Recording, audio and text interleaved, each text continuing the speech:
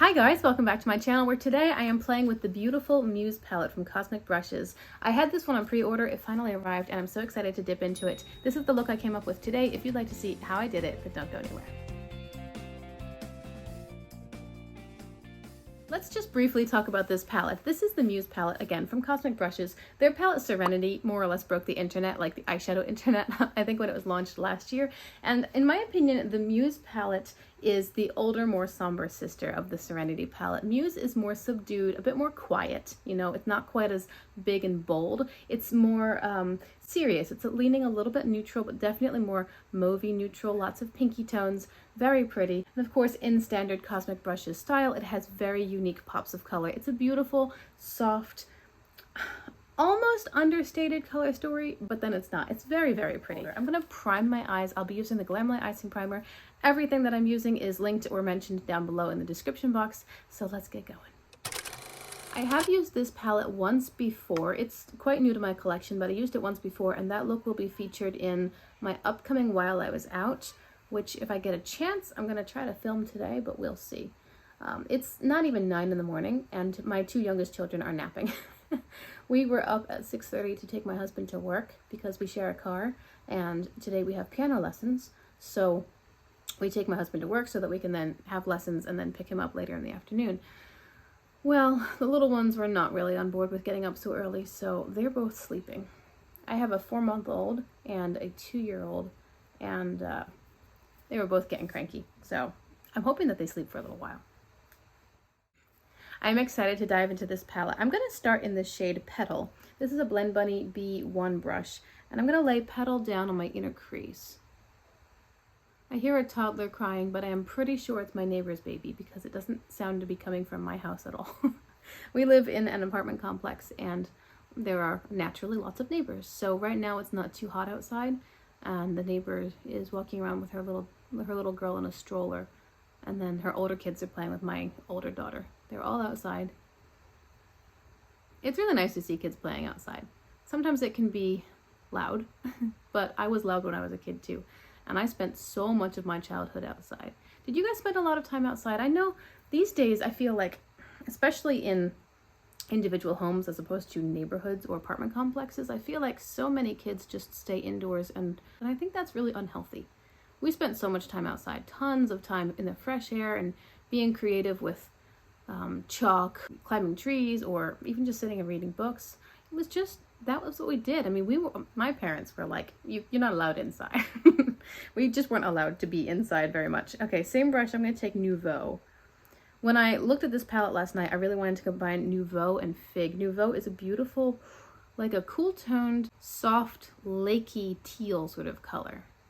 It's lovely. And so far these shadows, unsurprisingly, are performing beautifully. Cosmic Brushes has really figured out an amazing formula. They are a UK-based indie brand, so ordering to the United States, of course, I have to pay international shipping, but it's not too bad. $23, something like that. It's very, very affordable. I mean, you'll spend more going to Starbucks for a coffee and a treat. A Starbucks coffee is a treat. But my point is, the palette itself is very affordable, and for the quality, it's astounding. Like, I don't know how they're making such good quality shadows and how they're keeping them at such a low price point. Now, their most recent launch, which is the Delicious Delights palette, that one was a few dollars more, but it also had 1 or 2 more complicated shades. And I remember the owner was saying that the cost of the one really remarkable multi-chrome in that palette was almost the cost of the entire palette. So I don't know how she's keeping her prices so low. It is impressive. And even paying international shipping, it becomes more like the price point of a palette from a brand with a comparable formula. Now I'm taking a smaller and denser blending brush, and I'm grabbing Fig.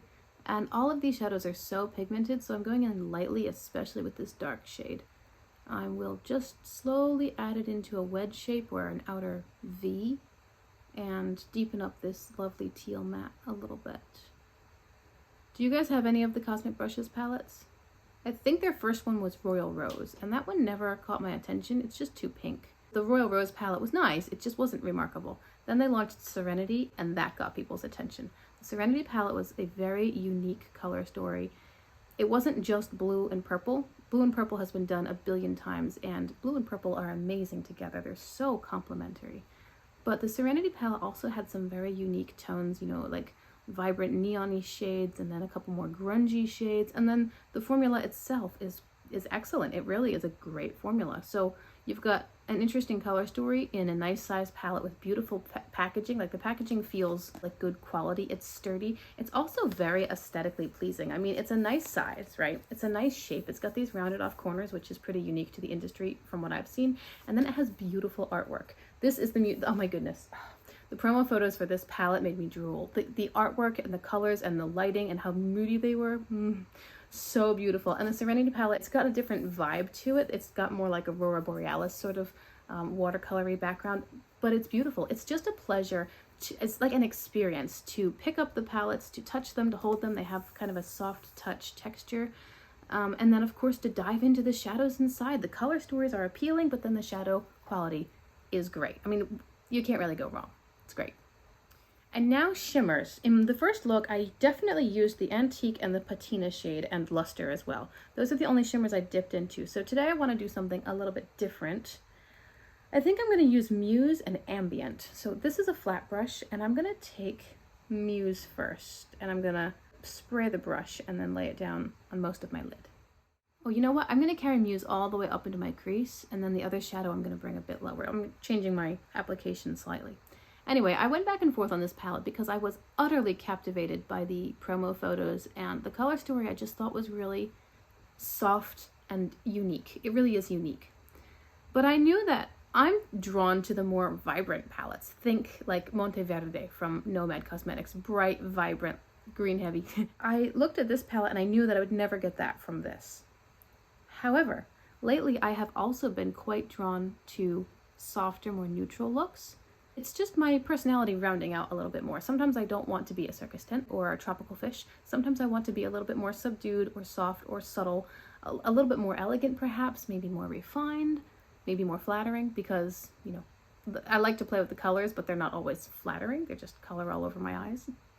Anyway, so this palette, I just couldn't quite get it to leave my brain. I went back and forth until finally I decided, yes, I'm going to get this palette because it will fill this gap that I found in my collection. Now taking the same brush into Ambient. When I considered getting other palettes that were on the more neutral leaning side, I always thought, but Muse will give me that and more. So I opted not to get a bunch of other palettes and just wait for Muse to come out. So I did do the pre-order. I'm placing Ambient lower and still diagonal.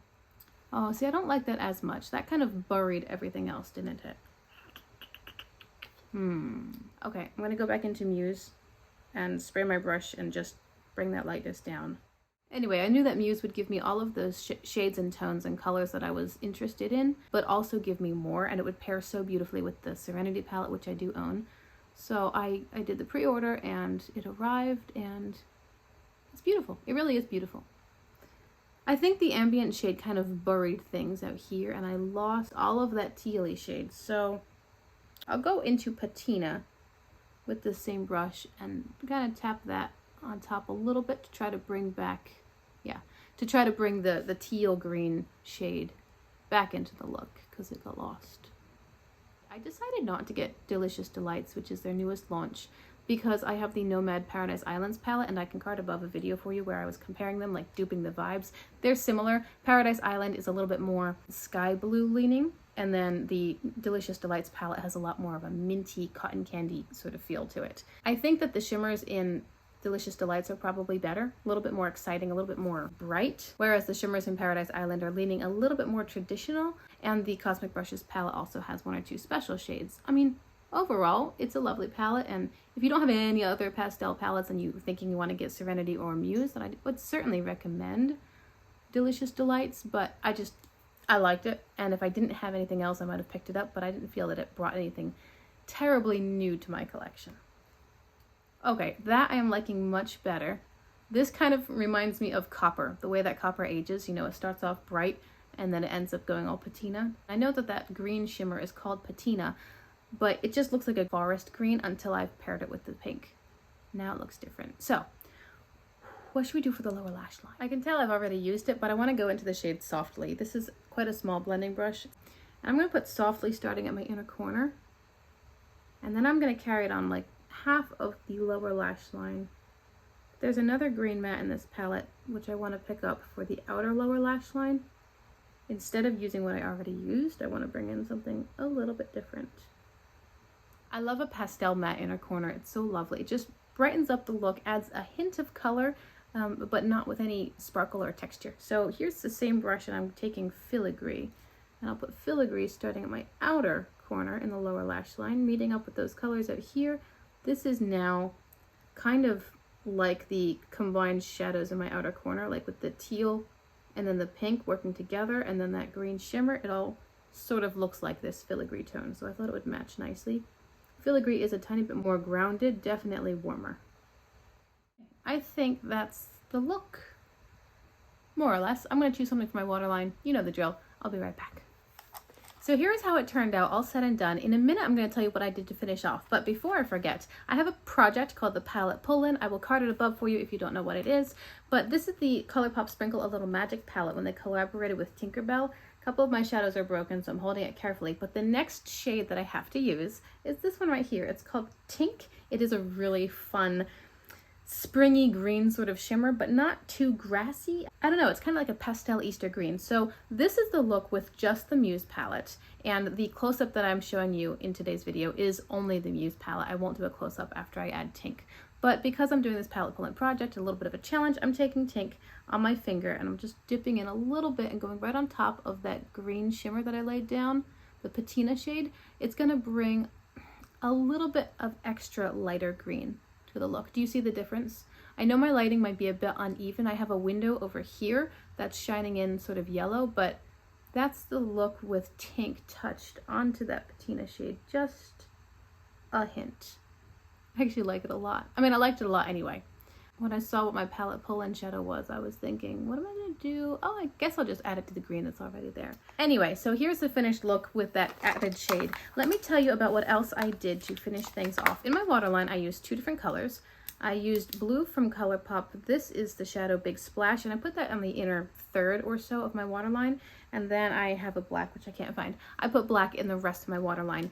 I like the drama and the smokiness of a black waterline, but I don't usually bring it all the way in because I don't want that depth of color at the inner corner. I like to have some brightness there. But sometimes I do. Okay, I did line my eyes. Obviously, you can see the wing, inner and outer. And then on my face, I've got a little bit of bronzer from Tulum from BH Cosmetics. And I have this shadow from Milani. It's #1 Dolce Pink. I always like a highlighter. I almost never wear bronzer, blush, and highlighter together because I feel like that's just too much stuff on my face. I like the eyes to be the focus and everything else is subordinate. Today I wanted to use a bronzer and then I thought this blush just caught my eye, but it's kind of a glowy blush. So when I put it on, it acted as a blush highlighter and I like that. I think this is pretty. I'm learning a bit about blush. I tend to prefer peachy blushes, or I do like this pinky one as well. I don't know. Blush has never been my game. It's always been eyeshadow, as you know, in the maybe 3 years that I've been doing makeup ever. But I have been having fun. Anyway, and then on my lips, I'm wearing ColourPop lip oil in the shade Cosmic Click. I really like their lip oils. I like to shop the sale page because I'm not too particular about colors, because the lip oils don't bring a lot of color. I'm making a ColourPop order and I'll just get all the lip oils that are on sale. And I really like the formula. That's the whole look. I hope you've enjoyed it. I have enjoyed it. I think it's lovely. I think that this Muse palette, of course, is just as beautiful as it looks. It's performed beautifully. This shimmer almost ruined my look. It is a pretty shadow, but I didn't like the way that it looked on today's eye look, so that's why I brought in other shades. But I think it's really pretty. I look forward to taking these soft mauvey tones and then pairing them with the very bright green shades. I think that's going to be a good time. So if you have this palette or any other palette from Cosmic Brushes, let me know. I would like to chat with you guys in the comments. Thank you very much for being with me here today. I hope you have enjoyed this video. Do remember to like and subscribe if you liked what you saw and you want to see more, and I'll see you again in my next video, which is hopefully soon. Bye!